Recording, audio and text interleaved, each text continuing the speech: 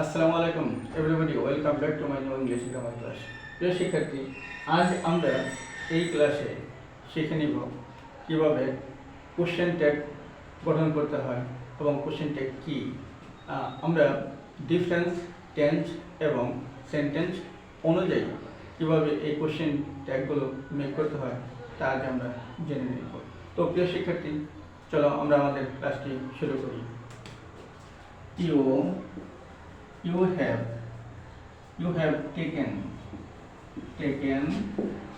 my pen. আমি এখানে একটি সেন্টেন্স লিখে দিয়েছি। You have taken my pen. তুমি আমার কলমটি নিয়েছ। অর্থাৎ আমি জানি যে তুমি নিয়েছো, এই জন্য আমি বলেছি তুমি নিয়েছো। তো প্রিয় শিক্ষার্থী, এখানে একটি কথা মনে রাখতে হবে, যে কথা বলে সে স্পিকার, যার সাথে কথা বলে সে লিসনার বা শ্রোতা। তো এখানে স্পিকার লিসনারকে বলেছে যে তুমি আমার কলমটি নিয়েছো। অর্থাৎ স্পিকার তার ধারণা হয়েছে বা তিনি জানেন যে তুমি কলমটি নিয়েছো। তো সে বলেছে you have taken my pen. তো এই সেন্টেন্সটি একটি অ্যাসার্টিভ সেন্টেন্স। একে যদি আমরা ইন্টারোগেটিভ সেন্টেন্সে ট্রান্সফর্ম করি বা কনভার্ট করি তাহলে কি দাঁড়ায় দেখি। Haven't you take my pen. Haven't you take my pen. তুমি কি আমার কলমটি নিয়েছ? তো এখানে একটি প্রশ্ন করা হয়েছে। তো প্রশ্নটি আমরা কিভাবে করা হয়েছে, এখানে সরাসরি করা হয়েছে এবং প্রশ্নটি অনেক বড়, লম্বা এবং সাদামাটা একটি প্রশ্ন। তো এই প্রশ্নটি যদি আমরা এইভাবে সরাসরি না করে অন্যভাবে, অন্য কায়দায় ছোট করে করি তাহলে কেমন হয়? তো প্রিয় শিক্ষার্থী, এই যে প্রশ্নটি করা হয়েছে, haven't you take my pen, তুমি এর আনসারটি কি দেবে? অবশ্যই এরকম হবে, ইয়েস আই হ্যাভ। অথবা তুমি যদি না নিয়ে থাকো, নো আই হ্যাভেন্ট। তো এখানে তোমার একটি সমর্থন প্রদান করা হয়েছে। তো এখন আমরা এই প্রশ্নটি যে কথা বলেছিলাম যে আমরা ভিন্ন কায়দায়, ডিফারেন্ট কৌশলে আমরা ছোট্ট করে যদি প্রশ্নটি করি তাহলে কেমন হয়। যেমন এই প্রশ্নটি যদি আমি এভাবে করি, হ্যাভেন্ট ইউ, আমি এই প্রশ্নটি এভাবে করে দিলাম যে you have taken my pen, haven't you. আমাদের পুরো সেন্টেন্সটি ঠিক রেখে শেষে ছোট্ট একটি প্রশ্ন আমি করে দিলাম বা জুড়ে দিলাম বা বেঁধে দিলাম। তো অর্থটা কি দাঁড়াইতেছে যে you have taken my pen, haven't you. তুমি তো আমার কলমটি নিয়েছ, তাই না? তো এই যে হ্যাভেন্ট ইউ, তাই না, ছোট্ট একটা প্রশ্ন আমরা শেষে দিলাম। কেন দিলাম? এই যে এখানে তুমি আনসার দিয়েছিলে ইয়েস আই হ্যাভ অথবা নো আই হ্যাভেন্ট, সেই স্বীকৃতি বা সম্মতি আদায়ের জন্য এই ছোট্ট প্রশ্নটি আমরা শেষে দিয়ে দিলাম। তো এই ট্যাগ শব্দের অর্থই হলো জোরে দেয়া, যে আমরা সংক্ষিপ্ত প্রশ্ন দিয়ে দিলাম। আমরা যখন কোনো সেন্টেন্স বা স্টেটমেন্ট এর পিছনে ছোট্ট একটি প্রশ্ন সংযোজন করি আমাদের কি শ্রোতার সমর্থন বা স্বীকৃতি আদায়ের জন্য, তখন তাকে ট্যাগ কোশ্চেন বা সংক্ষিপ্ত প্রশ্ন বলে। তো প্রিয় শিক্ষার্থী, আমাদের ট্যাগ কোশ্চেনটা কি, যে আমরা যখন কোনো বক্তব্য পেশ করি সেটি শ্রোতার নিকট থেকে তার সমর্থনটি আদায় করার জন্য বা স্বীকৃতি লাভের জন্য আমরা ছোট্ট একটা প্রশ্ন জুড়ে দিই। সেই ছোট্ট প্রশ্নটি হলো ট্যাগ কোশ্চেন। ট্যাগ শব্দের আরেকটি কথা আছে, পিছনে লেগে থাকা, অর্থাৎ কোনো কার্য আদায়ের জন্য কারো পিছনে লেগে থাকা। ঠিক ট্যাগ কোশ্চেনের উদ্দেশ্য হলো তোমার সমর্থনটি আদায় করবে, অর্থাৎ শ্রোতার সমর্থনটি স্পিকার আদায় করে নেবে। এটি হলো আমাদের ট্যাগ কোশ্চেন। তো প্রিয় শিক্ষার্থী, আমরা এখন জেনে গেলাম ট্যাগ কোশ্চেন কি এবং কোথায় থাকে। তো এখানে এই যে একটি সেন্টেন্স আমাদের দেওয়া হয়েছে, you have taken my pen, এটি একটি অ্যাসার্টিভ এবং অ্যাফার্মেটিভ সেন্টেন্স।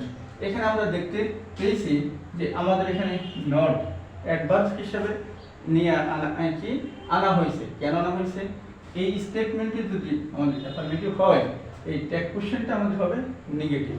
আর এই স্টেটমেন্টটা যদি নেগেটিভ হয়, ওই কোশ্চেন ট্যাগটা হবে অ্যাফার্মেটিভ। তো এখন আমাদের ট্যাগ কোশ্চেন বা কোশ্চেন ট্যাগ মেক করতে আমাদের কি কি প্রয়োজন বা মনে রাখা প্রয়োজন, সেই আইটেমগুলো আমরা একটু দেখে নিই। নাম্বার 1, আমাদের ট্যাগ কোশ্চেন মেক করতে যা করতে হবে, 1 নম্বরে অক্সিলিয়ারি ইউজ করতে হবে।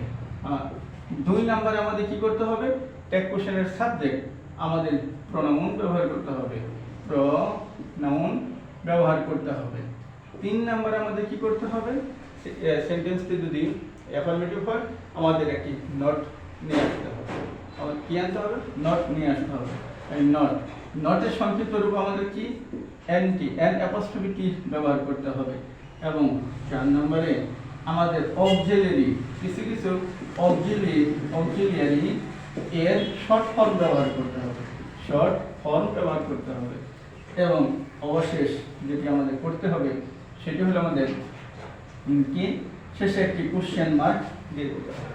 তো প্রিয় শিক্ষার্থী, আমরা ট্যাগ কোশ্চেনের জন্য আমাদের প্রয়োজন হবে অক্সিলিয়ারি এবং গিভেন সেন্টেন্সের কি সাবজেক্টের প্রোনাউন। আর প্রোনাউন দেয়া থাকলে তো সেটা পরিবর্তন হবে না, সেটাই আমাদের ব্যবহার করতে হবে। এবং সেন্টেন্স অ্যাফার্মেটিভ হলে নট ব্যবহার করতে হবে এবং অক্সিলিয়ারি শর্ট ফর্ম ব্যবহার করতে হবে। তবে সব অক্সিলিয়ারিগুলোর শর্ট ফর্ম ব্যবহার করতে হবে না। আমরা এখন জেনে নেব অক্সিলিয়ারি ভার্ব সম্পর্কে। অক্সিলিয়ারি ভার্বগুলো কেমন? Auxiliary verb, auxiliary. প্রিয় শিক্ষার্থী, এর আরেকটি নাম রয়েছে হেল্পিং ভার্ব। তো আমি এটিকে হেল্পিং সোসাইটি নাম দিয়ে দিলাম। Helping society. তা আমাদের মনে রাখার জন্য, কারণ আমরা যা দেখি সমাজে অনেক সোসাইটি আছে যারা মানুষের উপকার করে থাকে। ঠিক এই অক্সিলিয়ারি বা হেল্পিং ভার্বগুলো শুধু সহযোগিতা করে থাকে আমাদেরকে। কখন সহযোগিতা করে থাকে? টেন্স গঠনের জন্য, প্রশ্ন করার জন্য এবং ট্রান্সফর্ম করার জন্য, অ্যাফার্মেটিভ নেগেটিভ তৈরি করার জন্য। তো এইটাকে আমরা কি বললাম? Helping society. এখন দেখব এই হেল্পিং সোসাইটির মধ্যে কয়টি পরিবার রয়েছে, কয়টি সদস্য রয়েছে, তার মানে এই অক্সিলিয়ারি ভার্ব কয় প্রকার এবং এর সদস্য সংখ্যা কয়টা, এর মধ্যে কি কি আছে আমরা দেখে নিব। আমাদের ট্যাগ কোশ্চেন গঠনের জন্য এগুলি অতি জরুরি। তো অক্সিলিয়ারি, আমরা জানি এই হেল্পিং সোসাইটিতে মোট 4টি পরিবার রয়েছে। কয়টি পরিবার? 4টি পরিবার। আচ্ছা, নাম্বার 1, টু বি ফ্যামিলি। এই টু বি ফ্যামিলিতে আবার দেখি কয়টি সদস্য রয়েছে? এম, ইজ, আর, ওয়াজ এবং ওয়ার। এবং নাম্বার 2 বা টু হ্যাভ। দ্বিতীয় ফ্যামিলির নামটি হলো টু হ্যাভ। এখানে আমরা দেখতেছি হ্যাভ, হ্যাজ এবং হ্যাড। নাম্বার 3, মডালস অথবা ডিফেক্টিভ ভার্ব। মডালসের মধ্যে আমাদের কি কি রয়েছে এই সদস্যগুলো? Can, could, may, might, shall, should. এরপরে রয়েছে উইল, ওড, মাস্ট, অট এবং কি ইউজড এবং নিড ও দেয়ার। এই ফ্যামিলিগুলো রয়েছে। এরপরে ফ্যামিলির সদস্যগুলো রয়েছে। এরপরে ভার্ব টু, ডু। ডুর মধ্যে আমরা দেখতে পাই ডো, ডাজ এবং ডিড। তো প্রিয় শিক্ষার্থী, আমরা এই হেল্পিং সোসাইটির আমরা পরিবার পেলাম 4টি, to be, to have, modals এবং টু ডু। আমি শেষে লিখে দিলাম, কারণ এটা আমরা শেষে ব্যবহার করব। এখন এই টু বি ফ্যামিলির সদস্য সংখ্যা রয়েছে am, is, are, was, were. এখানে আমরা দেখতে পেলাম 5টি। এবং টু হ্যাভ ফ্যামিলির সদস্য সংখ্যা রয়েছে হ্যাভ, হ্যাজ, হ্যাড 3টি। এবং মডালস বা ডিফেক্টিভ এর ফ্যামিলির সদস্য রয়েছে 1, 2, 3, 4, 5, 6, 7, 8, 9, 10, 11, 12, 13টি।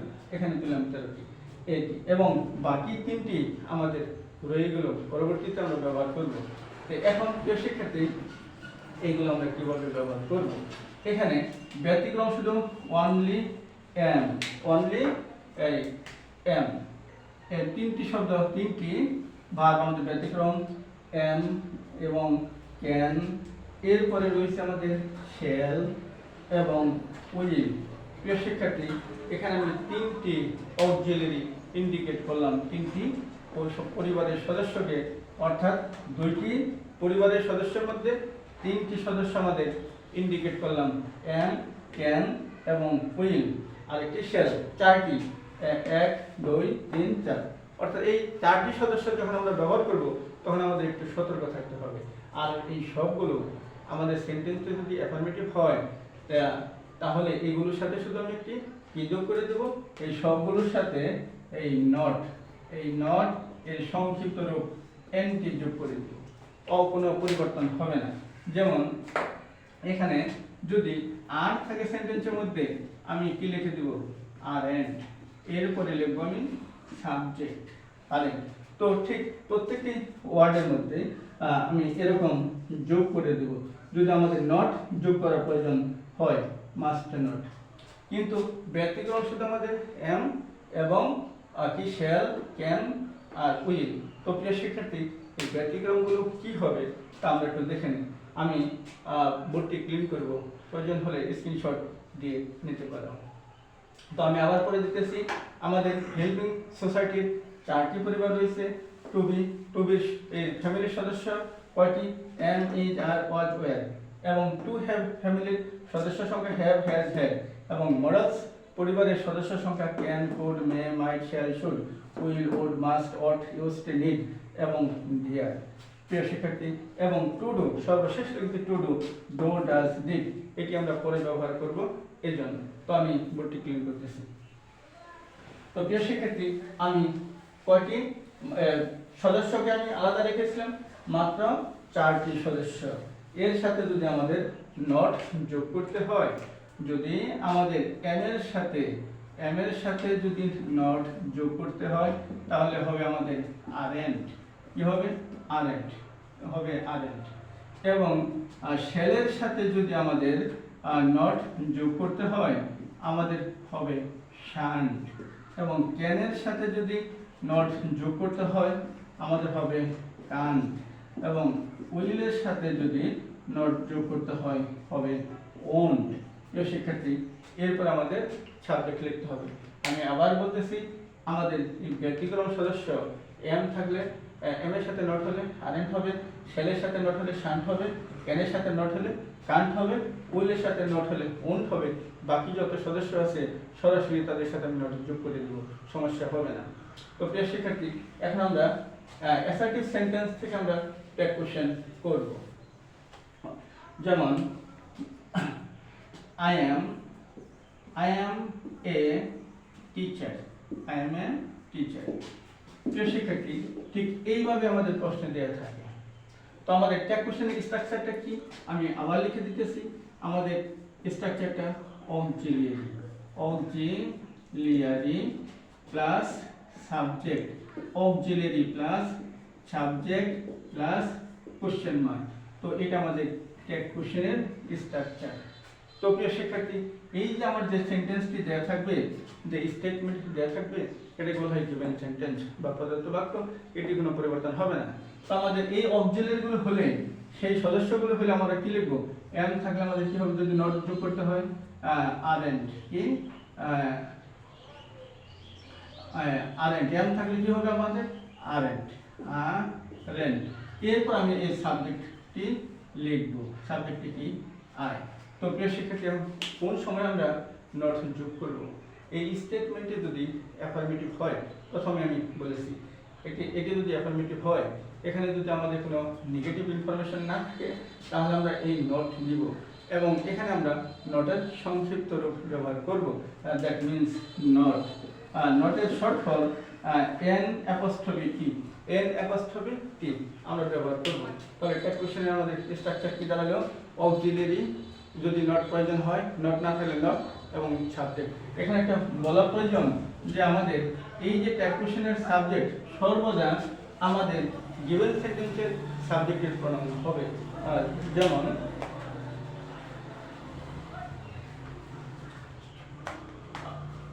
যেমন রহিম ইজ এ স্টুডেন্ট, প্রিয় শিক্ষার্থী, আমার এই অক্সিলারি কি হবে আমি চার্টে দেখিয়েছি। তাহলে আমাদের নট নেই, অতএব আমাদের কি হবে, জন। এরপরে আমি বলছি যে এই সাবজেক্টের প্রণয়ন বসাতে হবে জন কি। প্রিয় শিক্ষার্থী, এক কোশ্চেন আমাদের সর্বদা কি বসবে, প্রণয়ন বসবে, অর্থাৎ এই গিভেন সেন্টেন্সের প্রণয়ন বসবে। তো এখন আমরা এতক্ষণ দেখতে পেলাম শুধু অ্যাফার্মেটিভ ফর্ম সেন্টেন্সের, এখন আমরা একটু নেগেটিভ ফর্ম দেখি। he has no pen, তার কোনো কলম নেই। প্রিয় শিক্ষার্থী, আমাদের এই নো নেগেটিভ ইনফরমেশন থাকলে আমাদের এখন আর নট যোগ করতে হবে না, শুধু আমরা কি লিখব, হ্যাজ লিখব। এরপরে কি লিখব, আমরা এই সাবজেক্টটি বসিয়ে দেব। তাহলে আমাদের উত্তরটি কি দাঁড়াইলো, হ্যাজ হি। নো বা নট থাকলে আমাদের এখানে কি হবে না, নট হবে না। অর্থাৎ সেন্টেন্সটি যদি অ্যাফার্মেটিভ হয় এক কোশ্চেন হবে নেগেটিভ, সেন্টেন্সটি যদি নেগেটিভ হয় এক কোশ্চেন হবে অ্যাফার্মেটিভ। তো প্রিয় শিক্ষার্থী, এখানে আরেকটি কথা বলা প্রয়োজন যে আমাদের এই গিভেন সেন্টেন্স পরিবর্তন হবে না, গিভেন সেন্টেন্সের শেষে একটি কমা হবে এবং এই ট্যাগ কোশ্চেনে আমরা যতগুলো শব্দ বসাবো তার মধ্যে যে লেটারগুলি থাকবে আই বাদে বাকি সকলগুলো স্মল লেটারের হবে এবং শেষে কোশ্চেন মার্ক থাকবে। এখন এইগুলো আমাদের অক্সিলারি ভার্ব ব্যবহার করা। এখন আরেকটি ব্যতিক্রম আমরা একটু দেখি, যেখানে আমি লিখেছিলাম যে আই শ্যাল হেল্প ইউ, আমি তোমাকে সহযোগিতা করব। তাহলে আমাদের শ্যাল থাকলে আমাদের কি হবে, শ্যাল থাকলে শান্ট হবে। এর আগে চার্টে দেখানো আছে শ্যাল থাকলে শান্ট, এরপর আমি কি লিখবো, সাবজেক্টে লিখে দেবো শান্ট আই, প্রশ্নবোধক চিহ্নটি দেব। তো এইগুলো আমাদের অক্সিলারি ব্যবহার। প্রিয় শিক্ষার্থী, এখন যেখানে আমাদের অক্সিলারি দেয়া থাকবে না, অর্থাৎ প্রিন্সিপাল ভার্ব থাকবে বা মেইন ভার্ব থাকবে, সেখানে আমরা কিভাবে করব। আচ্ছা, এখন দেখি উইদাউট অক্সিলারি, অক্সিলারি থাকবে না, তারপরেও আমাদের এই অক্সিলারিগুলো নিয়ে আসতে হবে। কখন কিভাবে নিয়ে আসবো আমরা একটু দেখে নিই। নাম্বার 1, ভার্ব 1 থাকলে আমরা ডুকে কর্য করে নিয়ে আসবো, ধার করে নিয়ে আসবো। কাকে কাজ করানোর জন্য নিয়ে আসবো, আমরা ডুকে নিয়ে আসবো। অথবা এই নেগেটিভের প্রয়োজন হলে আমাদের কি হবে, ডোন্ট হবে, ডু অথবা ডোন্ট। আচ্ছা, এরপরে ভার্ব এর সাথে যদি এস ইএস আই ইএস থাকে, তাহলে আমরা এই ডাজ কে নিয়ে আসবো অথবা ডাজনকে নিয়ে আসবো। ডাজন্ট, আমরা কি এই ডাজ কে নিয়ে আসবো। এখন ভার্ব যদি আমার টু থাকে, তাহলে আমরা ডিড কে নিয়ে আসবো, ডিড অথবা ডিড নট আমরা ব্যবহার করব। তো প্রিয় শিক্ষার্থী, এই জন্যই আমি এই যে টু ডো সমান সমান ডো আর কি ডাজ ডিড আমি ওই ফ্যামিলিতে নিচে লিখেছিলাম। তো আমরা এখন দেখতে পাইলাম ভার্ব 1 থাকলে আমার ডো এবং ভার্ব এর সাথে এস বা ইএস থাকলে আমার ডাজ, প্রয়োজন হলে নট, না হলে নাই। আচ্ছা, ভার্ব 2 হলে ডিড, প্রয়োজন হলে নট। তো প্রিয় শিক্ষার্থী, আমি ক্লিন করব, প্রয়োজন হলে চারটি কি স্ক্রিনশট দিয়ে রাখতে পারো। তো আমি এখন ইউজ করতেছি যে কিভাবে এগুলো আমরা ব্যবহার করব। ওই প্লে ফুটবল, আমরা ফুটবল খেলি। তো প্রিয় শিক্ষার্থী, এখানে আমাদের তো কোশ্চেন দেওয়াই থাকবে, এই যে প্লে আমাদের ভার্বকে আইডেন্টিফাই করতে হবে এটি ওয়ান না টু বা এস বা ইয়েস সাফিক্স আছে কিনা। তো এই ভার্বটি আমাদের কি ভার্ব ওয়ান, ভার্ব যদি ওয়ান হয় না তাহলে আমাদের কি নিয়ে আসতে হবে কি ডু, ডু নিয়ে আসবো। তো শিক্ষার্থী এখানে নেগেটিভ ইনফরমেশন নেই, অতএব এখানে একটা নট হবে। এরপরে আমরা কি নেব, এই সাবজেক্টটি বসিয়ে দেব ডোন্টই। প্রিয় শিক্ষার্থী আমাদের সহজ, অতি সহজ। যে আমরা একটা কোশ্চেন মেক করে ফেললাম কি ওয়ান থাকলে আমরা ডো, এরপরে নট না থাকলে ডোন্ট, এরপরে সাবজেক্ট বসিয়ে দেব। তো প্রিয় শিক্ষার্থী এখন আমরা দেখতেছি ভার্বের সাথে এস বা এস থাকলে, যেমন হি টিচেস, হি টিচেস আজ বাংলা, তিনি আমাদের বাংলা পড়ান, তিনি আমাদের বাংলা পড়ান। এখানে আমরা কি দেখতে পাইতেছি, এখানে আমি দেখতে পাইতেছি আমার 2 নম্বরের যে স্ট্রাকচার দিয়েছিলাম ভার্বের সাথে কি আছে এস ইএস এবং আই ইএস। তো এই কয়টা থাকলে আমার কি নিতে হবে, ডাজ নিতে হবে, ডাজ নিয়ে নিলাম। এখন যেহেতু নেগেটিভ ইনফরমেশন নেই আমি নট ব্যবহার করে দিলাম। এরপর আমি কি লিখব, এই সাবজেক্ট এখানে লিখে দেব, সাবজেক্টে কি হি, তাহলে আমাদের কি দাঁড়ালো ডাজন্ট হি। প্রিয় শিক্ষার্থী ডাজন্ট হি। তো এখন আমাদের এস ইয়েস দিয়ে আমরা কি একটা কোশ্চেন মেক করলাম, আমরা ডাজকে ধার করে বা নিয়ে এসে। তো এখন আমরা ভার্ব টু থাকলে আমাদের কি করতে হবে তা আমরা একটু দেখে নিই। ভার্ব টু ওই প্লেড, ওই প্লেড ওয়েল, আমরা ভালো খেলেছিলাম। তো শেষ। প্রিয় শিক্ষার্থী হি টট, TAUGHT টট আজ বাংলা, ওই সেন্টেন্সগুলি আমি ভার্ব টু করে দিলাম বাংলা। তো প্রিয় শিক্ষার্থী এখানে আমরা কি দেখতে পাইতেছি ইডি, এখানে আমরা কি দেখতে পাইতেছি এইচটি, এইগুলি হলো ভার্ব টু চিনার কৌশল। তো এখন ভার্ব টু থাকলে আমরা কি করব, ভার্ব টু থাকলে আমরা ডিড নট ব্যবহার করে দেব, ডিড নট। এরপর আমরা কি লিখে দেব, সেই সাবজেক্টটি লিখে দেব।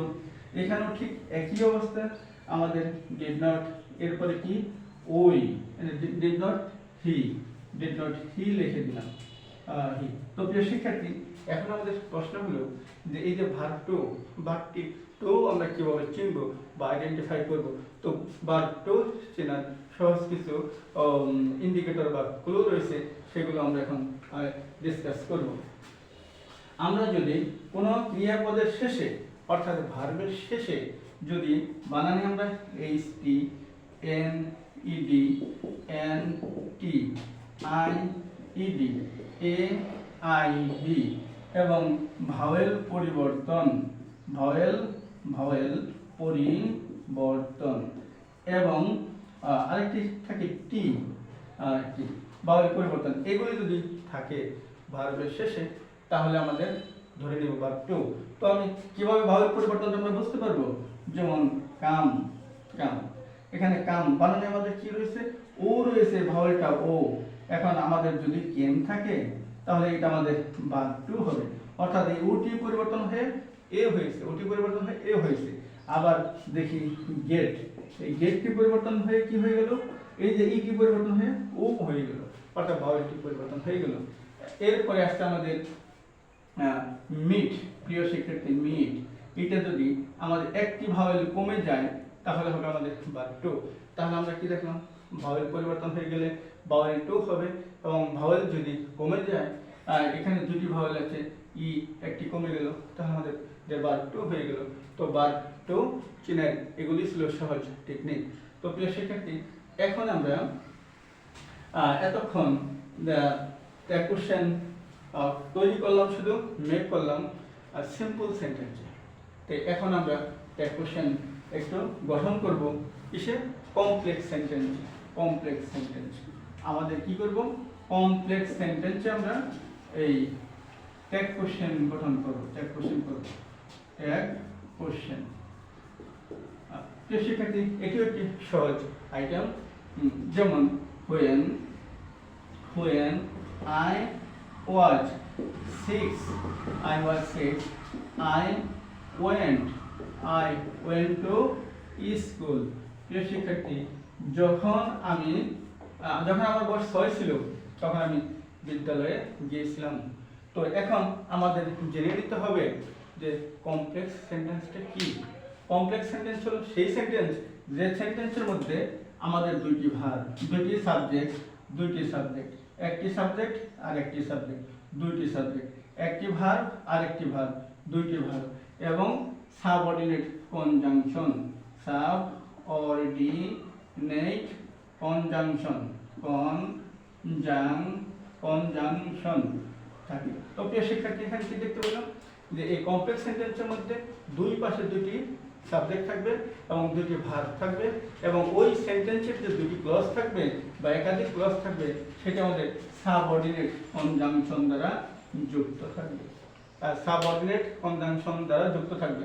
যে ক্লজটি অর্থাৎ যে অংশটি সাবঅর্ডিনেট কনজাংশনের সাথে যুক্ত থাকবে সেটা হবে সাবঅর্ডিনেট ক্লজ বা অধীন বাক্যাংশ, আর পরবর্তীটি প্রিন্সিপাল ক্লজ প্রধান বাক্যাংশ। তা আমাদের এখানে আমরা এটা দেখতে পেলাম, কি দেখতে পেলাম, এটা সাবঅর্ডিনেট ক্লজ আর এখানে আমরা এটাকে পেলাম প্রিন্সিপাল ক্লজ।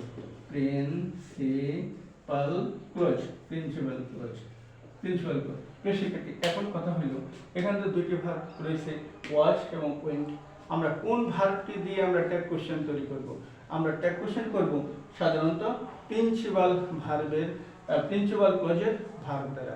প্রিন্সিপাল ক্লজ এবং টি আমরা গ্রহণ করব আর সাবঅর্ডিনেট ক্লজটিকে আমরা ঝেড়ে ফেলে দিব।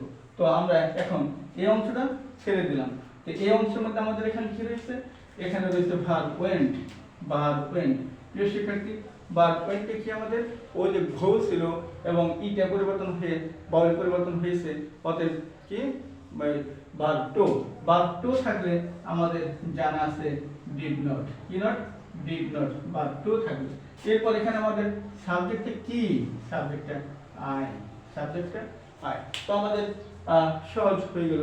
কি আমাদের মনে করতে হবে যে কমপ্লেক্স সেন্টেন্সে আমাদের ট্যাগ কোশ্চেন মেক করার জন্য, ট্যাগ কোশ্চেন যোগ করার জন্য অথবা অ্যাড করার জন্য আমরা প্রিন্সিপাল ক্লজটিকে বেছে নেব। প্রিন্সিপাল ক্লজের ভাগ থেকে আমরা ট্যাগ কোশ্চেন করব। তো প্রিয় শিক্ষার্থী, এখন এখানে আমরা সাবঅর্ডিনেট ক্লজগুলো কি কি মনে হয় জেনে নিলে একটু ভালো হয়। তো আমরা একটু জেনে নিচ্ছি সাবঅর্ডিনেট ক্লজগুলো বাক্যের মধ্যে বা সেন্টেন্সের মধ্যে কিভাবে থাকে আমরা একটু দেখে নিই। যেমন প্রথমে লিখেছিলাম হোয়েন, এরপরে হোয়াই, হোয়াট এবং হুইচ, হোম, হো, দ্যাট,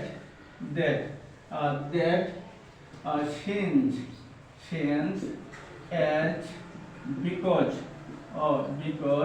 although, although এবং even though। এরপরে রয়েছে if এবং unless, after, before, after, before, till, until এবং আরেক প্রিয় শিক্ষার্থী, এই যে আমি ওয়ার্ডগুলি লিখলাম ডব্লিউএইচ ওয়ার্ড অথবা রিলেটিভ প্রোনাউন, এগুলো আমাদের দুটো কাজ করে, কোশ্চেন মেক করার জন্য কাজ করে এবং রিলেটিভ প্রোনাউন হিসাবে কাজ করে, সাবঅর্ডিনেট কি কনজাংশন হিসাবে কাজ করে। তিনটি কাজ এগুলি করে। তো এইগুলি যদি আমরা সেন্টেন্সের মধ্যে দেখি এবং দুটি ভার্ব দুটি সাবজেক্ট থাকে তাহলে সেটাকে আমরা ধরে নেব কি কমপ্লেক্স সেন্টেন্স। তো প্রিয় শিক্ষার্থী, আমরা এখন কমপ্লেক্স সেন্টেন্স আমরা চিনতে পারলাম কি থাকবে এবং একটু আমরা জানি যেখানে নিয়ম সেখানে ব্যতিক্রম, অর্থাৎ where there is rule there is an exception। তাই কমপ্লেক্স সেন্টেন্সে অনেক সময় এই কনজাংশন বা রিলেটিভ প্রোনাউন থাকে না, সেগুলো আমরা একটু দেখে নিই। তো প্রিয় শিক্ষার্থী, প্রয়োজন হলে স্ক্রিনশট দিয়ে নিতে পারো বা ভবিষ্যতে বা পরে মনে থাকবে। তো আমি বোর্ডটি ক্লিন করতেছি। প্রিয় শিক্ষার্থী, এখন আমরা উইদাউট কনজাংশন, এখানে আমাদের কনজাংশন থাকবে না। উইদাউট রিলেটিভ প্রোনাউন অথবা কনজাংশন অথবা রিলেটিভ প্রোনাউন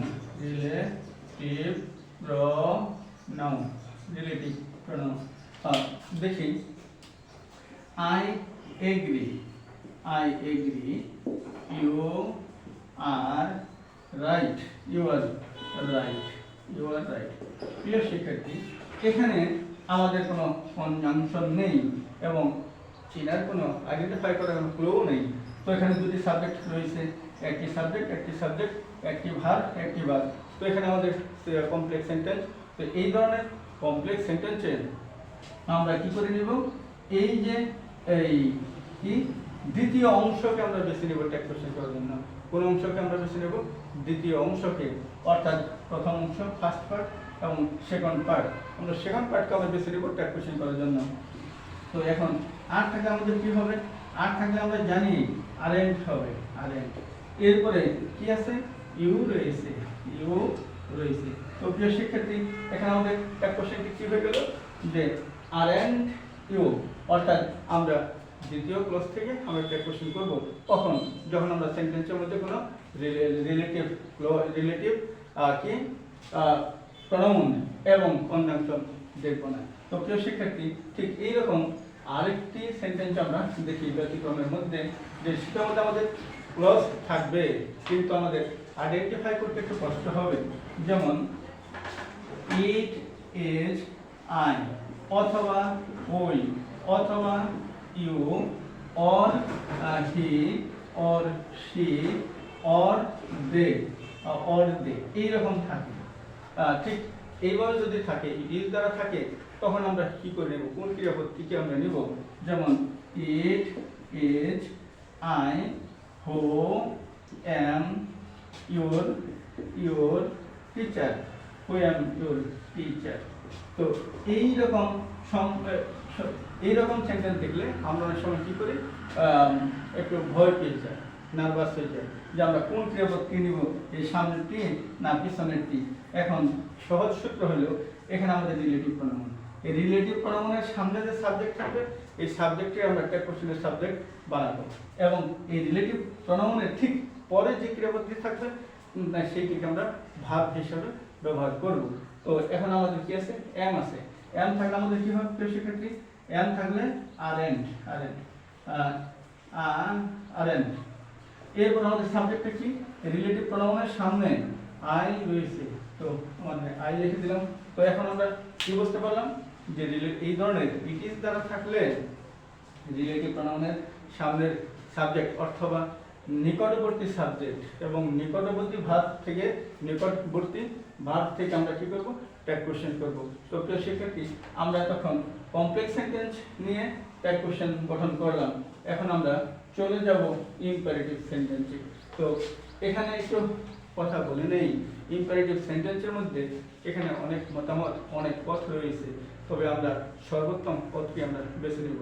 অর্থাৎ মেনি মাইন্ডস, অনেক মত, অনেক পথ থাকতে পারে, কিন্তু আমরা সঠিক পথটি আমরা বেছে নেব। তো আমরা এখন কি নিতেছি? Imperative sentence,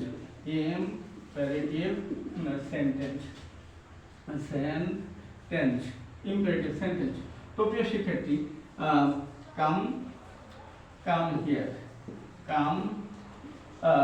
come here, don't disturb me, প্রিয় শিক্ষার্থী, এখানে আমি দুটো সেন্টেন্স আমি লিখেছি, দুটো, একটি কাম হিয়ার আর একটি ডোন্ট ডিস্টার্ব মি। আমাদের অ্যাসার্টিভ সেন্টেন্সের নিয়ম ছিল, সেন্টেন্সটি যদি অ্যাফার্মেটিভ হয় ট্যাগ কোশ্চেন হবে নেগেটিভ, আর নেগেটিভ হলে সেন্টেন্সটি ট্যাগ কোশ্চেনটি হবে অ্যাফার্মেটিভ।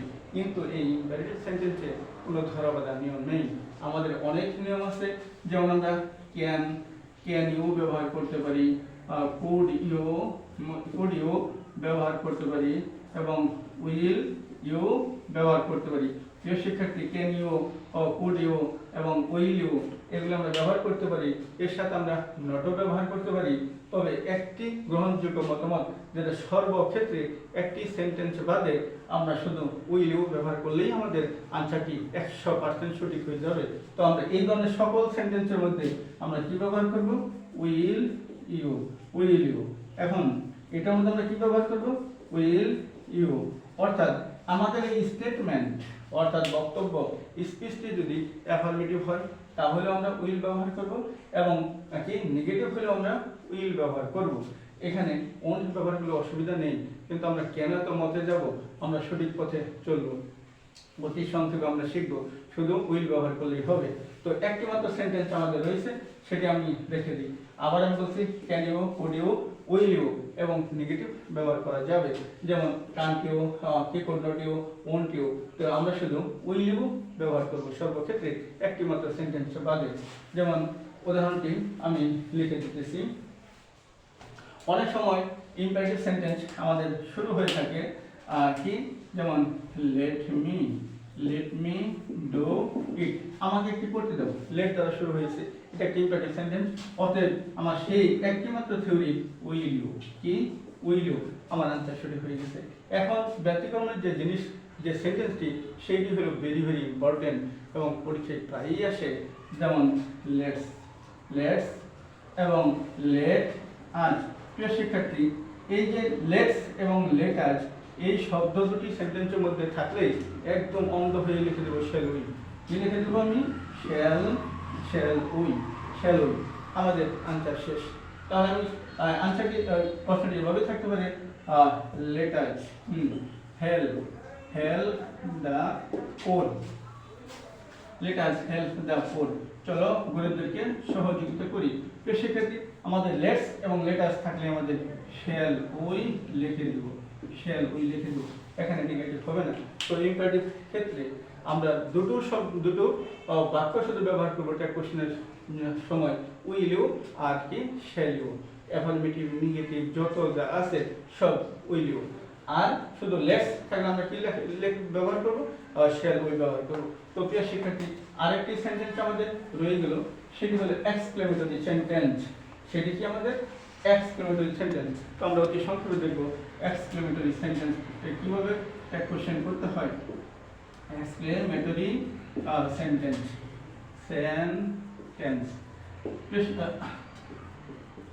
হোয়াট এ ফাইন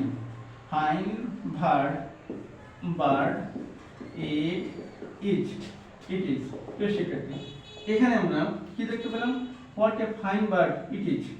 তো এখন এক্সক্লেমেটরি সেন্টেন্স আমাদের ক্রিয়াপদ কোথায় খুঁজে পাবো? আমাদের ইম্পারেটিভ প্রথমেই ক্রিয়াপদ থাকে বা লেট থাকে, অ্যাসার্টিভের সাবজেক্টের পরে থাকে, এখানে কোথায় পাবো? এখানে পাবো সর্বশেষে, সেন্টেন্সের শেষে আমাদের ক্রিয়াপদ থাকবে। ক্রিয়াপদের আগের শব্দটি আমাদের সাবজেক্ট হবে, ক্রিয়াপদের আগের শব্দটি সাবজেক্ট হবে। তাহলে আমাদের আনসারটা কি দাঁড়ালো? ইজ থাকে আমাদের কি হবে? জন। এরপরে আমাদের ইট। শিক্ষার্থী, ইজ জন ইট। এখানে একটি ব্যতিক্রম হলো, অনেক সময় এক্সক্লেমেটরি সেন্টেন্সে কি থাকে না, আমাদের সাবজেক্ট থাকে না এবং অক্সিলারি ভার্ব থাকে না। যেমন হাউ অর্ডস, কি ঝামেলা। এই যে আমাদের এখানে আমাদের সাবজেক্ট নেই আমাদের কোনো অক্সিলারি ভার্ব বা ভার্ব, তখন আমরা কি করব? তখন আমাদের ধার করে কি নিতে হবে? ইট ইজ নিতে হবে। ইট ইজ ধার করে নেওয়ার পরে আমরা লিখব ইজেন্ট ইট।